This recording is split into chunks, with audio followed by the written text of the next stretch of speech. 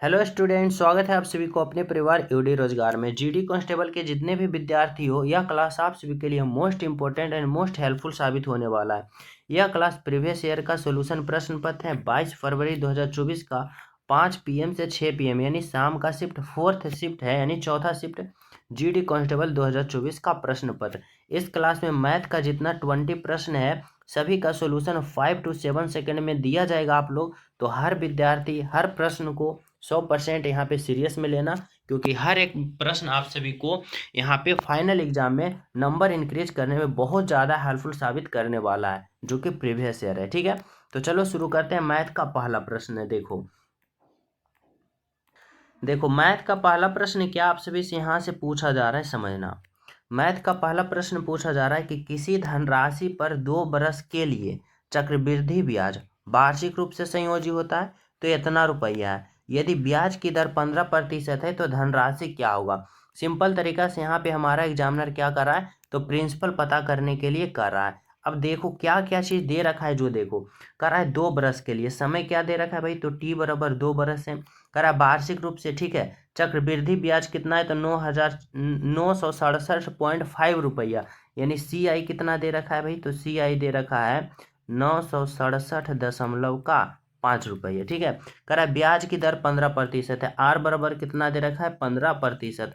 अब हमें करना है पी, यानी धनराशि निकालना है। तो देखो यहाँ पे आप लोग सूत्र से भी चल सकते हो, लेकिन हमारे कहने के अनुसार सूत्र से अगर चलोगे तो यहाँ पे बहुत सारे स्टूडेंट्स यानी लाखों लाखों भीड़ से पीछे रह जाओगे। यहाँ पे शॉर्ट तरीका से निकालना कैसे है तो ये सीखो। सबसे पहले देखो दे क्या रखा है, तो यहाँ पे समझना कि दे रखा है आप सभी को सी आई यानी ब्याज दे रखा है। अब ब्याज कितना है भाई, तो 967.5 रुपया ये ब्याज दे रखा है। अब आप सभी को पता होगा कि ब्याज का भागा ब्याज से दिया जाता है, जैसे प्रिंसिपल है तो उसका भागा प्रिंसिपल से दोगे, ब्याज है तो भागा ब्याज से दोगे। तो ये ब्याज निकला चक्रवृद्धि ब्याज। अब ब्याज निकलेगा कैसे, भागा दोगे कैसे, तो सिंपल तरीका से देखो, समय से निकलता है और दर से निकलता है। कैसे निकलता है, तो देखो दर 15% है, समय 2 बार है। अगर समय 2 बार है तो 2 बार सक्सेसिव लगाना है, 3 बार है 3 बार लगाना है, 4 बार है तो 4 बार लगाएंगे। अब देखो दर कितना दे रखा है, 15%, यानी 15 का हमें 2 बार सक्सेसिव लगाना है, 15 प्लस का 15 और फिर प्लस 15 गुने का 15 और बटा का क्या हो जाएगा भाई, तो बटा का 100 हो जाएगा। अब देखो यहाँ पे क्या हो गया, तो 15 15 30 होगा और प्लस का यहाँ पे 25, 15 गुने 15 क्या होगा, तो 225 होगा। और दो यहाँ पे बटा में 2 जीरो है, यानी 2 अंक के बाद दशमलव लगेगा। अब यहाँ से हमारा क्या आ गया, तो 30 और 2 32.25, यानी यह जो हमारा निकला ना, यह हमारा ब्याज निकला। अब देखो ब्याज का भाग हम ब्याज से देंगे, यानी यहाँ पे क्या देंगे, तो 32.25 से भाग दे दिए। अब हमसे पूछा क्या, तो धनराशि प्रिंसिपल पूछा, यानी 100 से हमें क्या कर देना है, गुना कर देना है। यहाँ से हमारा प्रिंसिपल निकल जाएगा। कैसे निकलेगा, तो देखो ये दशमलव हटाओगे तो यहाँ पे ऊपर में क्या चल जाएगा, 2 जीरो, और ये दशमलव हटाओगे तो यहाँ पे नीचे आ जाएगा 1 जीरो। ठीक है, अब देखो इसको काटोगे ऐसे कटेगा। अब यहाँ से कैसे कटेगा भाई, तो देखो इसको 5 से काटोगे कटेगा, बिल्कुल कटेगा। 5 छक्का 30, 5 चौका 20, 5 पचे का 25, 5 से काटोगे 5 दूना का 10, फिर 5 से कटेगा, बिल्कुल कटेगा। कैसे कटेगा, तो देखो 5 से काटोगे 5 एकम का 5, ठीक है, 5 दूना का 10 और 5 नमा का 45, और 5 से काटोगे ये कितना मतलब में, तो यहाँ पे 20 बचे का 100। ठीक है, अब इसको काटो। अब यहाँ से 129 से हमें 9675 को काटेंगे। 29 से इतना को काटना चाहते हैं ना, तो यह कितना मरतम कटेगा, 75 मरतम कटेगा। कितना मरतम कटेगा भाई, तो 75 मरतम में। अब देखो हमें यहाँ पे क्या कर लेना है, सिंपल तरीका से गुना कर लेना है। यहाँ पे 75, यहाँ पे 20 और यहाँ पे 2, तो 20 दूना का 40, यानी यहाँ पे 75 और गुने का 40 होगा, कितना आएगा, जीरो। और यहाँ पे क्या हो जाएगा भाई, 4 पचे 20 के जीरो, बाकी 2 और 7 चौका 28, 28 और 2 30, यानी 3000। अब 3000 जो आया वह प्रिंसिपल आया, जो कि ऑप्शन नंबर क्या होगा, ऑप्शन नंबर 2 होगा आपका राइट आंसर। तो देखो इसको शॉर्ट तरीका से किस प्रकार की हो भाई, तो दे क्या रखा है, तो दे रखा है यहाँ पे ब्याज, तो ब्याज को ब्याज से निकालना है, जो कि समय और दर से निकलेगा। 2 साल है तो 2 बार सक्सेसिव निकल जाएगा। हमें प्रिंसिपल का रहा है गुना का 100 देना। अब कैलकुलेशन आप पे ऊपर है, जितना फास्ट करोगे उतना राइट आंसर निकालोगे। अगर फार्मूला से चलोगे तो फार्मूला में और ज़्यादा टाइम लगेगा। ठीक है, तो यह तरीका बहुत ही ज़्यादा शॉर्ट है, जो कि ऑप्शन नंबर आपका 2 होगा, प्रिंसिपल 3000। ठीक है, चलो अगला प्रश्न समझना क्या कर रहा है भाई, तो यहाँ पे समझना 2 नंबर का प्रश्न है। 2 नंबर का प्रश्न क्या कर रहा है, निम्नलिखित में से कौन सी संख्या 9 से विभाज्य। अब 9 का विभाज्यता रूल क्या कहता है, तो 9 से विभाजित, तो 9 का विभाज्यता कहता है कि आप लोग जो भी ऑप्शन है ना उसका सभी अंकों को जोड़ो। अब जोड़ने के बाद अगर 9 से विभाजित है तो वह 9 से विभाज्य होगा। जैसे ऑप्शन नंबर का 1, तो 4 प्लस का 1 प्लस का 3 प्लस का 1। तो देखो 4 1 5, 5 और 3 8, 8 1 9, जो कि 9 क्या है, 9 से विभाजित है, यानी क्या होगा, ऑप्शन नंबर एक आपका राइट आंसर होगा। ठीक है, चलो 3 नंबर का प्रश्न समझना क्या कर रहा है। 3 नंबर का प्रश्न है कि एक वस्तु का क्रय मूल्य 360 रुपया, यदि लाभ 8% है तो लाभ का मूल्य कितना है। सिंपल तरीका से कंफ्यूज करेगा, लेकिन नहीं कंफ्यूज होना है। देखो क्या कर रहा है, कह रहा है एक वस्तु का क्रय मूल्य कितना है, 360 रुपया, यदि लाभ प्रतिशत 8% है। ठीक है, यानी मान लो कोई वस्तु का क्रय मूल्य और यहाँ पे विक्रय मूल्य। अगर कोई वस्तु का क्रय मूल्य 100 है तो उसको बेचा कितना में भाई, तो 108 में बेचा। तभी तो कह रहा है यदि लाभ प्रतिशत 108 है, यानी 100 का सामान 108 में बेचा, तो लाभ प्रतिशत कितना हुआ, 108 का हुआ ना। बिल्कुल। अब हमें क्या दे रखा है जो समझना है। अब देखो यहाँ पे दे रखा है एक वस्तु का क्रय मूल्य कितना है भाई, तो 360। यहाँ पे क्रय मूल्य कितना है, तो क्रय मूल्य यहाँ पे कितना है, 100 कर रहा है। तो लाभ का मूल्य कितना होगा, लाभ का मूल्य। अब लाभ देखो कितना हो रहा है, तो लाभ हो रहा है 8, लाभ कितना हो रहा है 8, तो यहाँ पे 8 होगा। अब इसको हल कर लो, लाभ का मूल्य निकल जाएगा 1 0 से। यहाँ पे देखो, यहाँ पे 1 0 से 1 0 कटेगा, यहाँ से 4 हो गया और ये कितना हो गया, 5 हो गया। ठीक है, अब देखो यहाँ पे गुना कर लो। अब गुना करोगे तो 6 चक्का 24 के 4, बाकी 2 और 4 तिया 12, और 12 और 2 कितना होगा, 14। अब 144/5 कितना होगा भाई, तो यहाँ पे 5 दूना का 10। ठीक है, पन अठी का 40 और पन अठी का 40, यानी 28 रुपया 8 पैसा, यानी ऑप्शन नंबर क्या होगा, ऑप्शन नंबर ए होगा आपका राइट आंसर। समझ पा रहे हो। चले नेक्स्ट प्रश्न पे। और सभी प्रिय स्टूडेंट क्लास को लाइक कर देना, जो न्यू हो चैनल सब्सक्राइब करके बेल आइकन प्रेस कर देना, ताकि प्रतिदिन क्लास का अपडेट आप सभी को मिलता रहे, हर शिफ्ट का सॉल्यूशन का नोटिफिकेशन मिलता रहे। ठीक है, चलो अगला प्रश्न देखना क्या कर रहा है, 4 नंबर का कर रहा है। एक व्यक्ति 6 किलोमीटर प्रति घंटा की चाल से चलता है। ठीक है, 4 घंटे में एक निश्चित दूरी तय करता है। देखो यहाँ से क्या कर रहा है, तो 6 किलोमीटर प्रति घंटा, यानी उसका चाल 6 किलोमीटर है और 4 घंटा में निश्चित दूरी तय कर लेता है, यानी समय यहाँ पे दे रखा है और यहाँ पे स्पीड दे रखा है। तो हमें यहाँ से क्या निकल जाएगा, तो दूरी यानी डिस्टेंस, यानी दूरी निकाल लेंगे। अब दूरी बराबर क्या होता है, तो दूरी बराबर होता है स्पीड इंटू टाइम। स्पीड क्या कर रहा है, 6 किलोमीटर प्रति घंटा, यानी स्पीड 6 किलोमीटर पर घंटा। समय कितना है सब भाई, तो समय है 4, यानी टोटल डिस्टेंस कितना हो जाएगा, तो 6 चक्का 24, 24 किलोमीटर क्या हो गया, दूरी हो गया। कह रहा है यदि वह व्यक्ति अपनी चाल को 8 किलोमीटर प्रति घंटा बढ़ा देता है तो समान दूरी में तय किया गया समय क्या होगा। अब समय बराबर निकालेंगे तो समय बराबर क्या होता है, दूरी। अब दूरी कर रहा है वही समान दूरी, यानी 24 किलोमीटर, यानी 24 किलोमीटर। समय बराबर क्या होता है भाई, दूरी बटा यहाँ पे क्या कर रहा है, दूरी बटा चाल। अब चाल कितना कर रहा है, तो कर रहा है 8 किलोमीटर पर घंटा से, यानी 8, यानी क्या होगा, अब समय लगेगा 8 तिया का 24, यानी अब समय लगेगा 3 घंटा, जो कि ऑप्शन नंबर 2 में है आपका राइट आंसर। ऑप्शन नंबर 2 इसका परफेक्ट आंसर। ठीक है, चलिए नेक्स्ट पे देखो।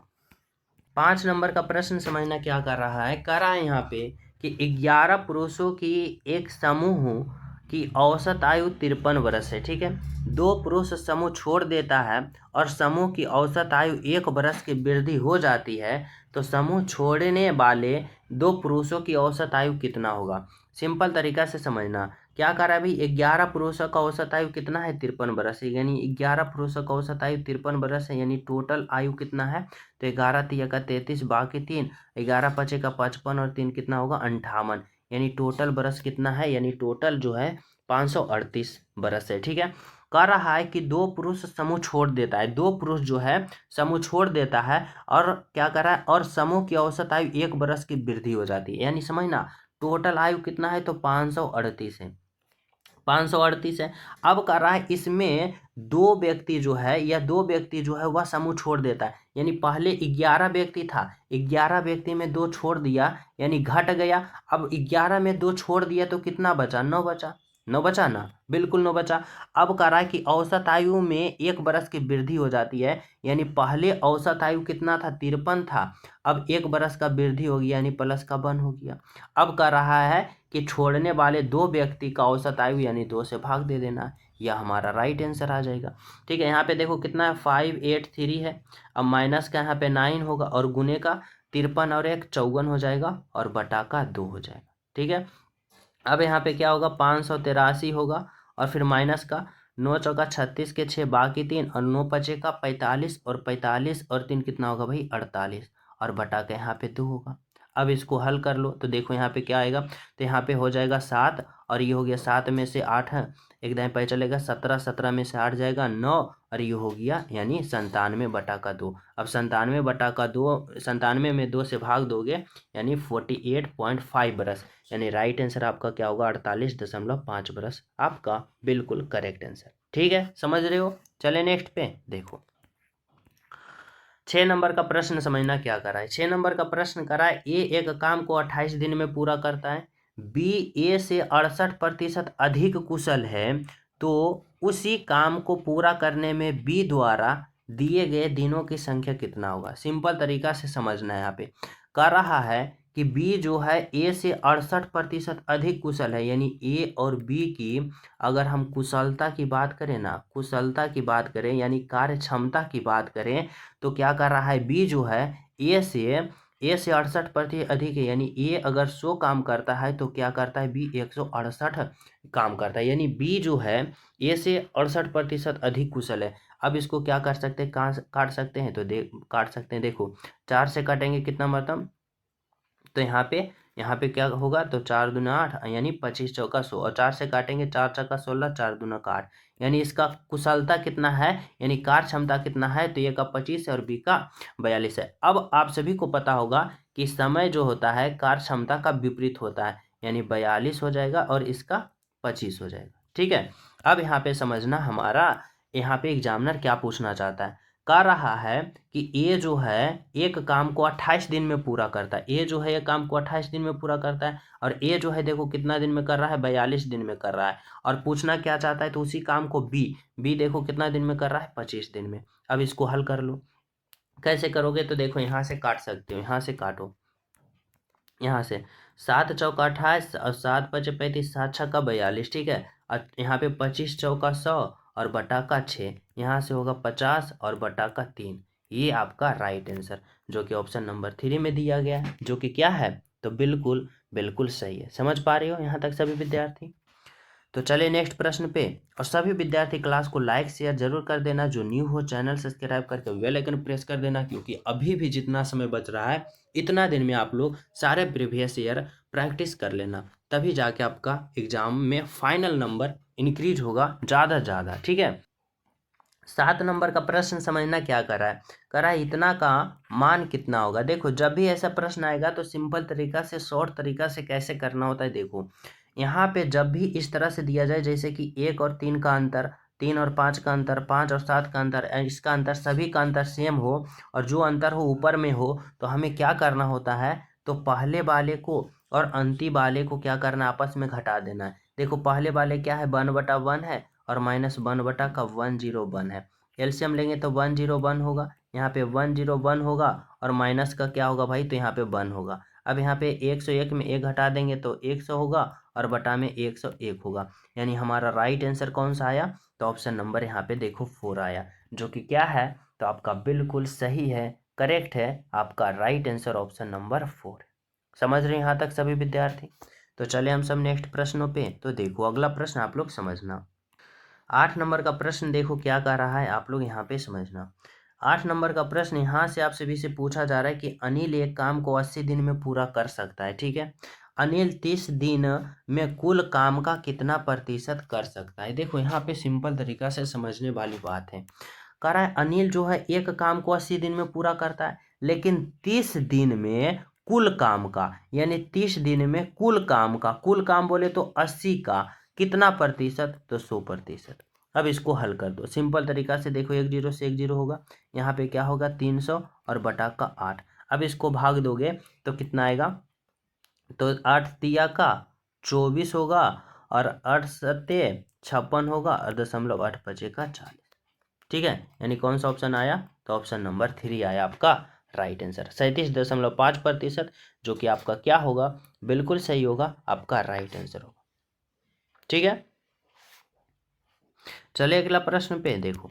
अगला प्रश्न समझना, 9 नंबर का प्रश्न क्या करा है। 9 नंबर का प्रश्न करा, यदि किसी वस्तु का क्रय मूल्य 2400 रुपया है और अंकित मूल्य इतना है तो छूट प्रतिशत कितना होगा। सिंपल तरीका से देखो, अंकित मूल्य क्या करा है भाई, और यहाँ पे विक्रय मूल्य क्या करा है, करा है अंकित मूल्य कितना है, तो अंकित मूल्य यहाँ पे 3000 रुपया है और विक्रय मूल्य बेचा गया कितना भाई, तो यहाँ पे 2400 रुपये में बेचा गया है। छूट प्रतिशत, अब छूट प्रतिशत में क्या किया जाता है, तो यहाँ से ये देखो अंकित मूल्य इतना था, बेचा इतना, तो छूट कितना का दिया, तो छूट दिया 600 का। अब 600 का छूट दिया तो कितने पे, तो अंकित मूल्य पे छूट दिया जाता है, यानी 3000 पे, और प्रतिशत बोले तो 100। ठीक है, अब देखो 2 0 से 2 0 कटेगा, अब 30 से कटेगा 20 मरता, यानी राइट आंसर आपका ऑप्शन नंबर 4 होगा। बिल्कुल राइट, बिल्कुल करेक्ट। ठीक है,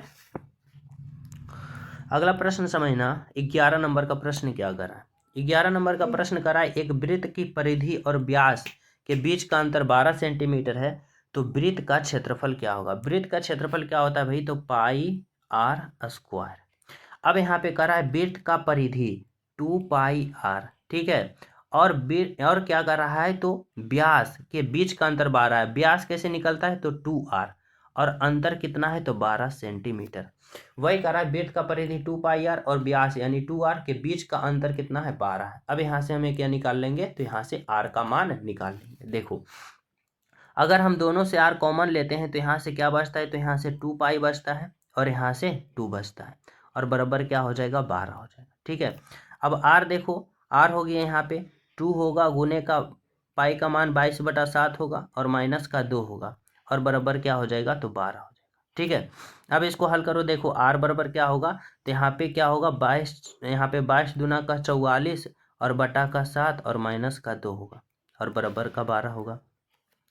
अगर हम यहाँ से बात करते हैं तो क्या हो जाएगा भाई, तो यहाँ पे देखो, यहाँ पे 7 दूना का 14 होगा। ठीक है, एलसीएम लेंगे 7 आएगा, 7 यहाँ पे 44 में से 14 घटा देंगे, क्या होगा 30 होगा। ठीक होगा, और यहाँ पे r बच गया और यहाँ पे क्या हो गया 12 हो गया।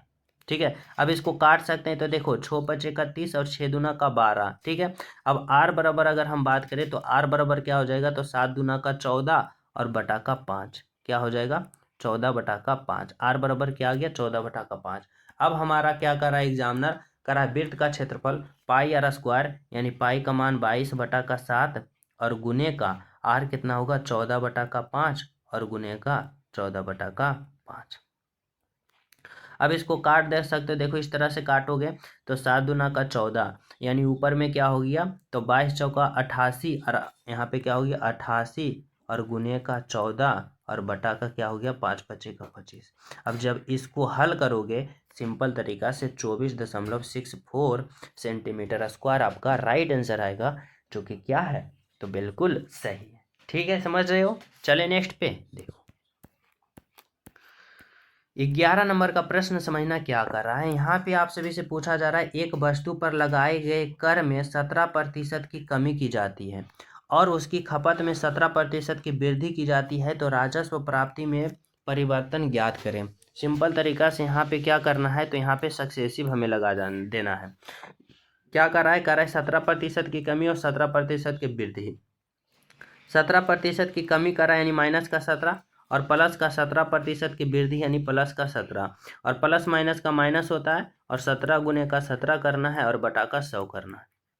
अब देखो माइनस प्लस कट जाएगा, यानी माइनस का 17 का स्क्वायर कितना होता है 289 और बटा का 100 हो जाता है। अगर ये 100 हटाएंगे तो यहाँ पे दशमलव होगा, यानी माइनस का 289। अब माइनस का 289 इंगित करता है कि कमी हुआ है, यानी ऑप्शन नंबर 4 आपका राइट आंसर होगा। क्या होगा, बिल्कुल सही होगा। ठीक है, समझ पा रहे हो यहाँ तक सभी विद्यार्थी। तो चलिए नेक्स्ट प्रश्न पे देखो, यहाँ पे समझना आप लोग 12 नंबर का प्रश्न क्या करा है। 12 नंबर का प्रश्न करा है कि अभिषेक अपने लैपटॉप का मूल्य क्रय मूल्य से 50% अधिक अंकित करता है।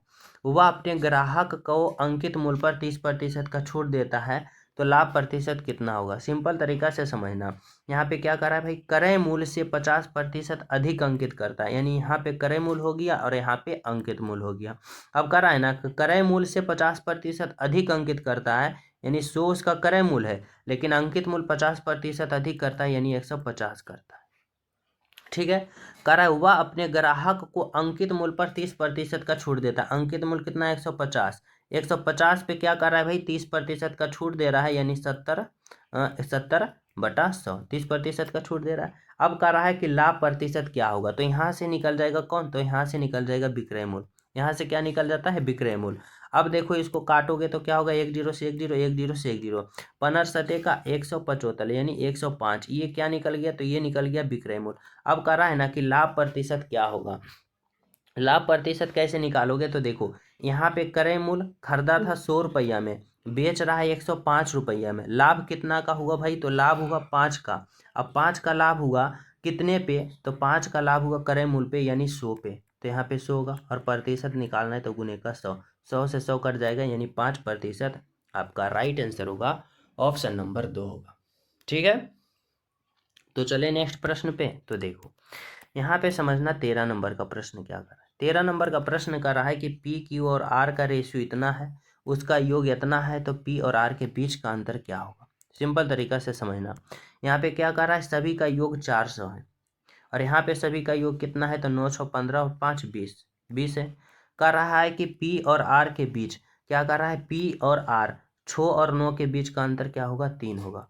यहाँ से काटो कितना होगा, 20 दूना का 40 20, यानी 30 दूना का 60, कितना आया भाई, तो ऑप्शन नंबर यहाँ पे 3 आया। आपका राइट आंसर बिल्कुल सही आंसर। ठीक है, अगला प्रश्न समझना क्या कर रहा है। यहाँ पे 14 नंबर का प्रश्न, 14 नंबर का प्रश्न कर रहा है इतना प्रतिशत का मान क्या होगा। सिंपल तरीका से क्या है, तो 21.84 के यानी गुना 66.67% बोले तो 100 के यानी गुना फिर इतना 7.14% का मान क्या होगा। अब इतना का जब हल करोगे तो कितना आएगा, 1.04 आएगा, जो कि आपका ऑप्शन नंबर यहाँ पे 1 में दिया गया है, जो कि बिल्कुल सही। ठीक है, option number 1 is the right answer. ये प्रश्न आप सभी के एग्जामिनर टाइम टेकिंग के लिए दिया जाता है। वो जानता है कि हर विद्यार्थी सोल्व करेगा, लेकिन जब वह सोल्व करेगा तो टाइम जाएगा। अगर आप सभी के पास टाइम रहेगा तभी इस प्रश्न को हाथ लगाना, वरना ऐसे प्रश्न को स्किप कर देना। ठीक है, अगला 15 नंबर का प्रश्न समझना क्या कर रहा है, एक बैग का विक्रय मूल्य 1056 रुपया है और लाभ प्रतिशत 20% है। ठीक है, कह रहा है यदि विक्रय मूल्य इतना रुपया है तो हानि प्रतिशत क्या होगा। सिंपल तरीका से समझना, कह रहा है विक्रय मूल्य कितना है भाई, तो विक्रय मूल्य 1056 रुपया है। कह रहा है लाभ प्रतिशत 20 है, यानी 100 का सामान था और क्या किया, तो 20% लाभ कमाया 120। यहाँ से क्या निकल जाएगा, तो यहाँ से निकल जाएगा ये क्रय मूल्य, यहाँ से क्रय मूल्य निकल जाएगा। अब यहाँ से क्या करो, इसको हल करो। कैसे करोगे, तो 1 0 से 1 0, ये काटोगे तो 2 से 5 मरतम, 2 से 6 मरतम, 6 से काटोगे इसको, 6 एकम का 6 और 6 पचे का 30, 6 6 का 36, 6 सत्ते का 42 और 6 6 का 36, यानी क्रय मूल्य का अगर हम बात करें तो कितना निकलेगा, 6 पचे का 30, बाकी 3, 7 पचे 35, 3 38, बाकी 3 और 5 एकम का 5 और 3 8। ठीक है, ये क्रय मूल्य। अब कह रहा है कि विक्रय मूल्य कितना है, तो विक्रय मूल्य 800, विक्रय मूल्य यहाँ पे क्या दे रखा है, तो विक्रय मूल्य 800 दे रखा है। अब कह रहा है कि हानि प्रतिशत कितना होगा, तो देखो यहाँ पे सिंपल तरीका से समझना, खरीदा था 880 रुपया में, बेचा कितना में, 800 रुपया में, तो हानि कितना का हुआ भाई, तो हानि 80 रुपया का हुआ। हानि 80 का रुपया हुआ कितने पे, तो क्रय मूल्य पे, क्रय मूल्य कितना है 880, और प्रतिशत निकालना है तो गुने का 100। ठीक है, अब 1 0 से 1 0, 8 से काटोगे 11 मरतब, यानी क्या आ गया, 100/11, 100/11 यानी 9.09%। ऑप्शन नंबर क्या होगा, ऑप्शन नंबर यहाँ से 1 होगा आपका राइट आंसर। समझ पा रहे हो सभी विद्यार्थी। तो चले नेक्स्ट प्रश्न पे। देखो यहाँ पे समझना आप लोग, 16 नंबर का प्रश्न क्या कर रहा है। कर रहा है स्मूदी की एक रेसिपी में, स्मूदी एक रेसिपी बनाता है जिसमें फल और दही का, यानी फल है और क्या है भाई, तो दही है, और फल और दही का रेशियो 5.2 है। कर रहा है दही और शहद का, दही और क्या कर रहा है भाई, तो दही और शहद, दही और शहद का रेशियो 3:1 है, 3:1 है। तो रेसिपी में फल और शहद का अनुपात क्या होगा। अब रेसिपी में फल और शहद का, यानी हमें तीनों का रेशियो निकालना है। किसका भाई, तो फल का निकालना है, दही का निकालना है, और यहाँ पे शहद का निकालना है।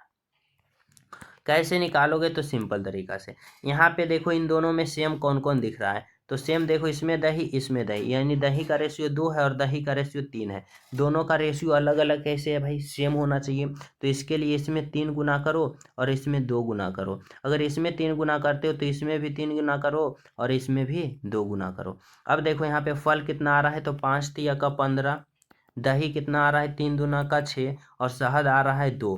यानी हमारा एग्जामिनर पूछा रेसिपी में फल और शहद, फल 15 और शहद 2, 15 रेशियो का 2 आपका राइट आंसर होगा, बिल्कुल सही होगा। ठीक है, तो चलिए नेक्स्ट प्रश्न पे। तो देखो अगला प्रश्न समझना क्या कर रहा है, तो 17 नंबर का प्रश्न, 17 नंबर का प्रश्न यहाँ से आप सभी से पूछा जा रहा है कि ऐसे कितने 2 अंकीय संख्या है जो 18 से विभाज्य है। ऐसे कितने 2 अंकों की संख्या जो है ना 18 से विभाज्य है। अब 2 अंकों की संख्या कहाँ से स्टार्ट होता है, 10 से स्टार्ट होता है, और कहाँ तक होता है भाई, 99 तक होता है। हमें 8 से विभाज्य वाले संख्या पूछा है, इसको निकाल सकते हो। कैसे निकालोगे, 8 दूना का 16, 8 तिया का 24, 8 छक्का 32, 8 पचे का 40, 8 छक्का 48, 8 सते 56, अठी अठी का 64, अठी अठी का 64, 8 नमा का 72, 8 दहे का 80, फिर 8 जोड़ोगे 88, फिर 8 जोड़ोगे 96, अबरी 8 जोड़ोगे तो 100 से पार होगा, लेकिन हमें 99 तक ही रहना है, यानी इतना क्या होगा, 8 से विभाजित होगा। अब गिन लो कितना संख्या है भाई, 1 2 3 4 5 6 7 8 9 10 11, 11 बोले तो ऑप्शन नंबर 3 होगा। ठीक है, ऑप्शन नंबर 3 होगा, समझ रहे हो। चले नेक्स्ट पे देखो,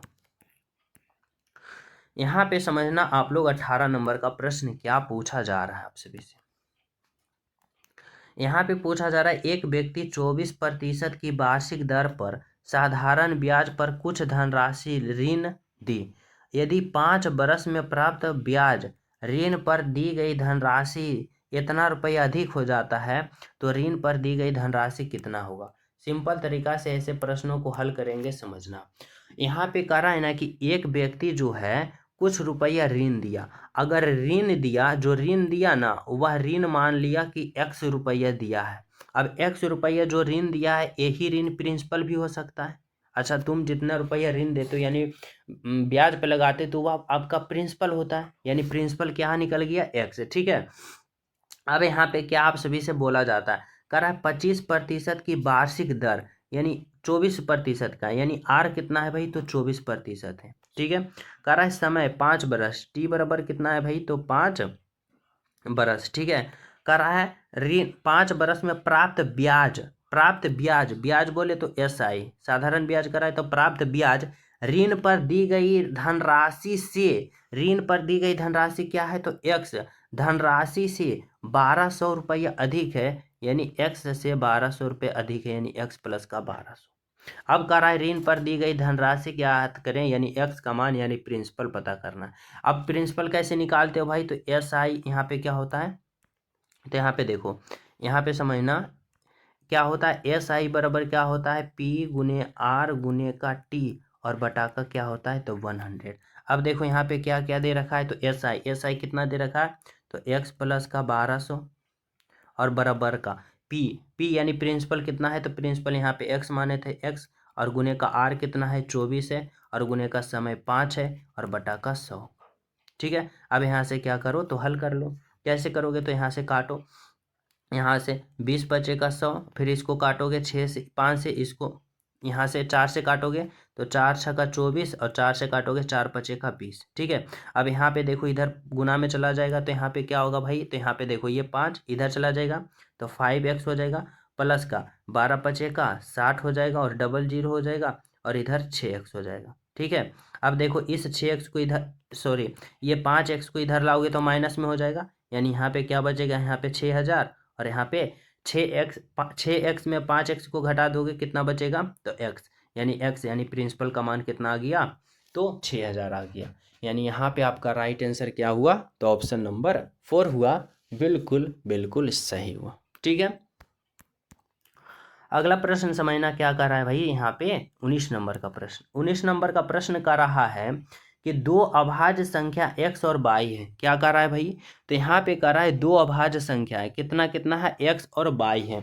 अब कर रहा है कि x जो है y यानी सॉरी y जो है x से बड़ा है, का लघुत्तम समवर्तक 145 है, तो इतना का मान क्या हो। सिंपल तरीका से समझना, लघुत्तम समवर्तक कितना है, 145 है। अब कर रहा है दो अभाज्य संख्या लेना है, यानी इसका दो अभाज्य संख्या, इसका अभाज्य संख्या लेना है, दो संख्या जो कि एक संख्या x होगा और एक संख्या y, और x से बड़ा कौन होगा, y होगा। अब आप लोग कैसे निकालते हो अभाज्य संख्या, तो देखो अगर हम इसका अभाज्य संख्या निकालें ना, दो, क्या कर रहा है, दो अभाज्य संख्या, तो कैसे निकालेंगे भाई, तो इसका गुणनखंड करेंगे। अब गुणनखंड कैसे करना है, तो गुणनखंड अभी हमें वैसे करना है कि वह अभाज्य में हो, तो अभाज्य में अगर हम 5 लेते हैं और फिर यहाँ से क्या होगा 29। अब देखो 29 पचेका 45 से 105। अब देखो 5 भी अभाज्य संख्या और 29 भी क्या है, अभाज्य संख्या, यानी यहाँ से x बराबर 5 ले लेते हैं और y बराबर 29। और देखो y जो है x से बड़ा भी है। अब यहाँ पे पूछ रहा है 10x और माइनस का y, यानी 10 होगा और गुने का 5 होगा और माइनस का 29 होगा। अब 10 पचेका 50 माइनस का 29 करेंगे, हमें यहाँ पे 21 21 प्राप्त होगा। ऑप्शन नंबर 1 है, ऑप्शन नंबर 1 जो है आपका राइट आंसर होगा। ठीक है, समझ पा रहे हो।